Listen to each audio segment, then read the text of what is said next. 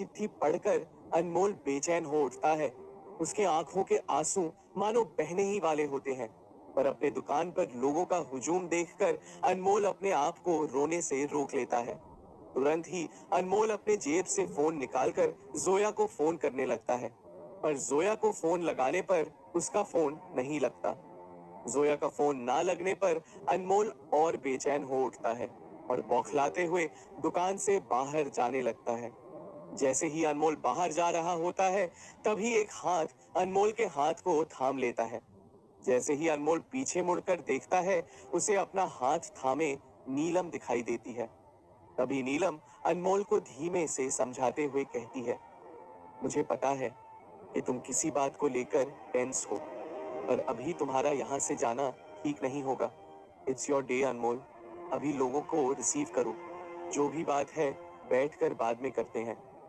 नीलम की बात सुन अनमोल दुकान पर आए सभी लोगों को देख रहा होता है। तभी सलीम वहां आता है और अनमोल से कहता है, अरे तू यहाँ खड़ा है अनमोल, काफी लोग तुझसे मिलना चाहते हैं, चल अभी। तभी सलीम अनमोल को अपने साथ ले जाता है और दुकान पर आए लोगों से मिलाने लगता है। अपने दुकान पर आए लोगों से मिलने और उन्हें एंटीक्स दिखाने में अनमोल व्यस्त हो जाता है। शाम के 5 बज रहे होते हैं। अनमोल के दुकान पर लगी सारी भीड़ अब जा चुकी होती है।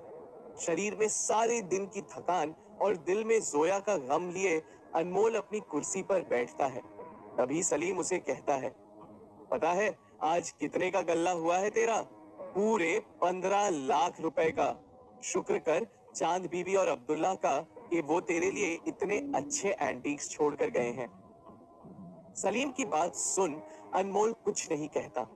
तभी सलीम हैरान होते हुए उसे कहता है, अरे कब से मैं बात किए जा रहा हूँ और तू है कि ऐसे मुंह लटकाए बैठा है। अरे कुछ तो बोल, इतना अच्छा दिन गया है तेरा, 15 लाख कमाए हैं तूने। तभी नीलम वहां आती है और सलीम से कहती है, वो कुछ नहीं कहेगा आपसे। 15 लाख की खुशी भी फीकी पड़ जाती है जब इंसान को दिल की चोट लगती है। कुछ तो हुआ है जो अनमोल को अंदर ही अंदर खाए जा रहा है। नीलम की बात सुनकर सलीम अनमोल से पूछता है, अरे क्या हो गया भाई, कौन सी बात तुझे अंदर ही अंदर खाई जा रही है? तभी अनमोल सलीम से कहता है, जोया सलीम भाई, जोया। जोया का नाम सुन सलीम अनमोल से पूछता है, जोया क्या? और एक बात, जोया आज क्यों नहीं आई? मैंने उसे भी कॉल किया था पर उसका फोन नहीं लग रहा था। तभी अनमोल सलीम से कहता है, अब उसका फोन कभी नहीं लगेगा सलीम भाई। जोया ने शादी कर ली है और वो हमेशा हमेशा के लिए हैदराबाद छोड़कर दुबई चली गई है। अनमोल की बात सुन सलीम चौंकते हुए कहता है, क्या जोया का निकाह हो गया? कब और इतनी जल्दी कैसे? सलीम के सवाल का अनमोल के पास कोई जवाब नहीं होता। तभी सलीम अनमोल को दिलासा देते हुए कहता है, मैं समझ सकता हूँ तेरी तकलीफ, काफी पुरानी दोस्ती थी तुम्हारी, पर अब उसका इतनी जल्दी निकाह हो गया तो हम इसमें क्या कर सकते हैं। अल्लाह करे वो जहां भी है खुश रहे, बस इतना ही हम उसके लिए दुआ कर सकते हैं। तभी नीलम अनमोल के पास जाती है और उसके कंधे पर हाथ रखते हुए कहती है, हाँ अनमोल, ये बिल्कुल सही कह रहे हैं।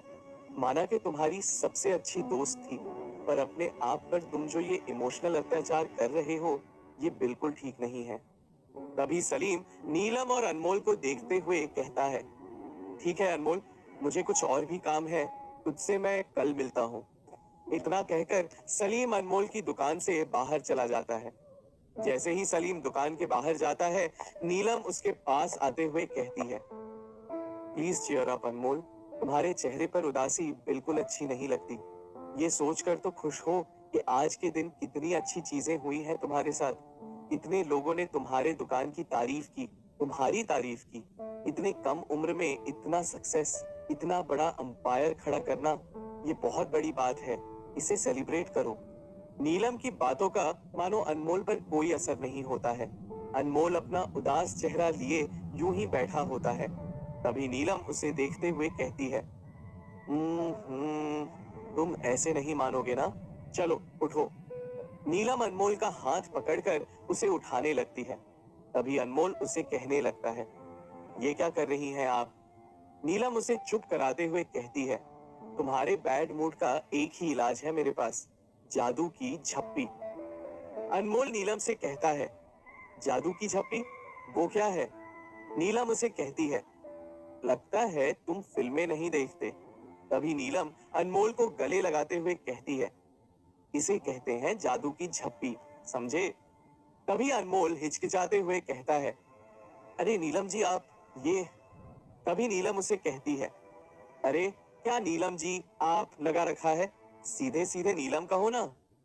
अनमोल के चेहरे पर उलझन देख नीलम उसे कहती है, क्या तुम मुझे अपना दोस्त मानते हो कि नहीं?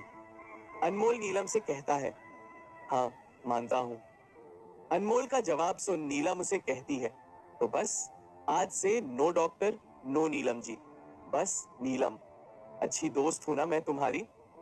नीलम की बात सुन अनमोल के चेहरे पर एक हल्की सी मुस्कान आ जाती है, जिसे देख नीलम उसे कहती है, लो आ गई ना तुम्हारे चेहरे पर मुस्कान, इसे यूं ही बरकरार रखना।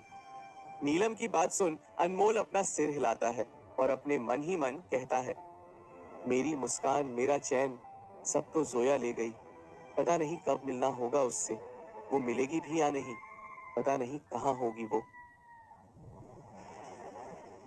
एयरपोर्ट पर जोया अपने शौहर के साथ फूलों की माला पहने जा रही होती है।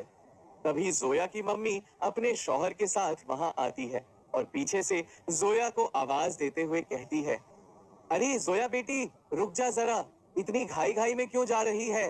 पता नहीं फिर कब आएगी तू हैदराबाद। ये ले तेरे लिए कीमे के पराठे लाई हूँ, तुझे काफी पसंद है ना? कीमे के पराठों के डब्बे को देख जोया अनमोल को याद करने लगती है। तभी जोया का शौहर अपने दाढ़ी पर हाथ फेरते हुए कहता है, चलो जोया जल्दी चलते हैं, हमें अपनी सुहागरात भी तो बनानी है। अपनी शौहर की बात सुन ना जाने जोया को क्या हो जाता है, उसे कुछ समझ नहीं आ रहा होता। वो अपने गले से फूलों का माला निकाल देती है और जमीन पर फेंक देती है। उसे देख सभी लोग हैरान हो जाते हैं। जोया की अम्मी उससे पूछती है, क्या हुआ जोया, ये हार क्यों फेंक दिया? जोया अपनी अम्मी से कहती है, मुझसे गलती हो गई अम्मी, मुझसे गलती हो गई। वहां खड़े किसी भी शख्स को समझ नहीं आ रहा होता है कि जोया आखिर कहना क्या चाहती है। जोया की अम्मी उससे पूछती है, क्या हुआ जोया, तू ऐसे क्यों कह रही है? तभी जोया किसी से कुछ नहीं कहती और वहां से भागना शुरू कर देती है। जोया को एयरपोर्ट से भागते हुए देख सब हैरान हो रहे होते हैं। जोया का शौहर चिल्लाते हुए कहता है, अरे कहाँ भाग रही हो बेगम, दुबई की फ्लाइट मिस हो जाएगी, हमें चलकर सुहागरात भी तो बनाना है। देखते ही देखते जोया एयरपोर्ट से भाग खड़ी होती है और कहीं चली जाती है। किसी को कुछ नहीं पता कि वो कहाँ चली जाती है। नीलम और अनमोल राघवेंद्र एंटीक शॉप पर बैठे होते हैं। तभी अनमोल देखता है कि उसके सामने एक लड़की हाथ में तस्वीर थामे उसी के पास आ रही होती है। उस लड़की को देख अनमोल उसे कहता है, जी आपको कुछ चाहिए? वो लड़की अनमोल से कहती है, जी मैं यहाँ लेने नहीं कुछ देने आई हूँ। ये पृथ्वीराज चौहान की तस्वीर है, क्या आप इसे खरीदना चाहेंगे? उस लड़की की बात सुन अनमोल तस्वीर को देखते हुए पूछता है, ऐसी क्या मजबूरी आ गई है आपको कि ये तस्वीर बेचनी पड़ रही है, और कहाँ मिली आपको ये तस्वीर? अनमोल की बात सुन वो लड़की उससे कहती है, जी मजबूरी तो सभी को एक ना एक दिन आती ही है। मैं खुद चौहान वंश से ताल्लुक रखती हूँ। परसों से ये पेंटिंग हमारे खानदान की शान रही है और आज मुझे पैसों के लिए इसे बेचना पड़ रहा है। उस लड़की की बात सुन अनमोल अपने जेब से आईना निकालता है और उस तस्वीर को देखने लगता है। उस आईने में वो तस्वीर काफी चमक रही होती है। उस तस्वीर को देख अनमोल अपना आईना चुपके से अपने जेब में रख लेता है और उस लड़की से कहता है, कितने में बेच रही हो ये तस्वीर?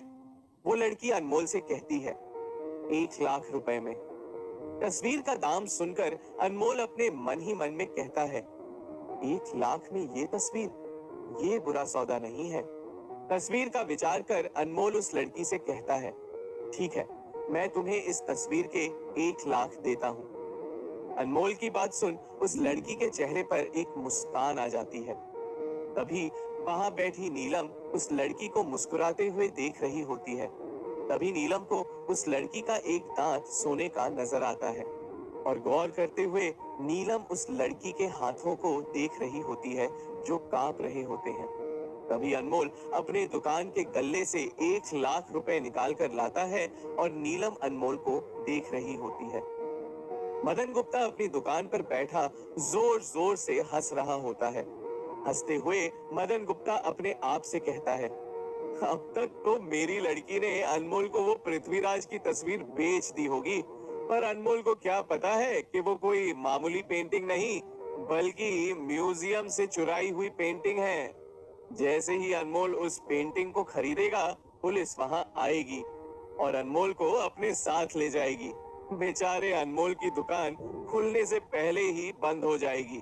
ऐसा लाइसेंस कैंसिल होगा उसका कि जिंदगी भर एंटीक्स नहीं बेच पाएगा। इतना कहते हुए मदन गुप्ता पागलों की तरह हंसने लगता है।